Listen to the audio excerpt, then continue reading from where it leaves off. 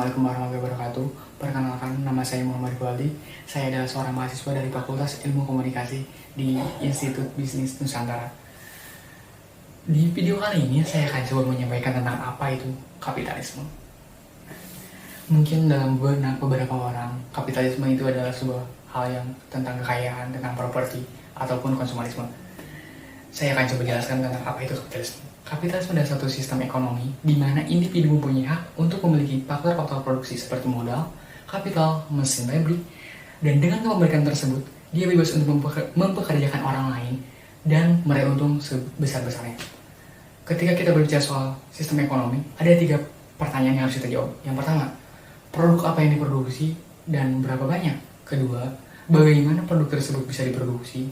Dan ketiga adalah, untuk siapa barang tersebut diproduksi. Berdasarkan kapitalisme, individulah yang menentukan barang apa yang harus diproduksi atau bagaimana atau siapa target konsumennya. Adam Smith adalah orang yang pertama kali mempopulerkan kapitalisme. Dalam bukunya yang berjudul The Wall of Nations, dia mengatakan bahwa setiap orang, saya, kalian, dan semuanya selalu didorong dengan kepentingan pribadi atau self-interest. Dan ketika kita ingin memenuhi kepentingan pribadi tersebut, secara tidak sengaja, kita mau memenuhi kebutuhan orang lain juga. Kita ambil contoh tempat kopi misalnya. Nah, tempat kopi yang menyediakan bangunan, mesin kopi, peralatan masak, dan bahan-bahan untuk membuat kopi tentunya. Ketika dia membuat kopi yang kita beli dan kita minum, apakah dia melakukan hal tersebut karena dia ingin atau karena dia iseng aja? Tentu saja tidak. Dia memberikan kita minum dan memberikan kita pelayanan agar kita membeli kopinya dan hasil penjualan kopi tersebut bisa dipakai untuk menafkahi keluarganya. Dan kita tidak membeli kopi tersebut dikarenakan ingin menafkahi keluarga mereka. Kita membeli kopi tersebut untuk memenuhi kebutuhan kita sendiri. Dan pemilik tempat kopi tersebut bisa sejahtera karena kita beli.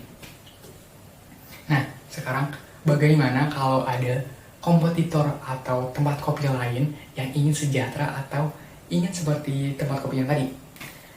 Nah, kompetitor tersebut harus membuat kopi yang lebih enak dan lebih murah tentunya. Ketika ada kompetisi antara 2 pemilik kafe, harga kopi akan menjadi lebih murah dan kualitasnya akan jauh lebih meningkat. Ide lain yang diutarakan oleh Adam Smith adalah spesialisasi. Menurutnya, produktivitas akan meningkatkan bila setiap pekerja hanya fokus pada tugas spesifik dan tidak merangkap ke semua pekerjaan.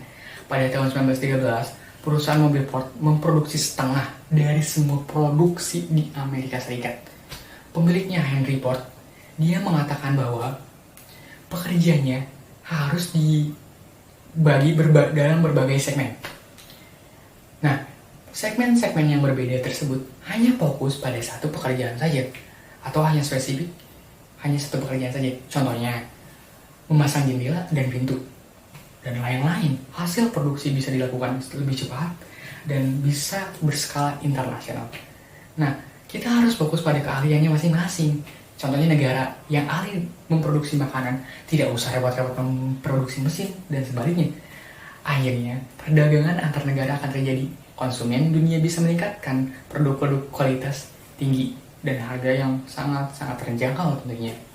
Smith percaya bahwa semua negara, karena hal ini bisa terjadi tanpa disuruh-suruh oleh pemerintah.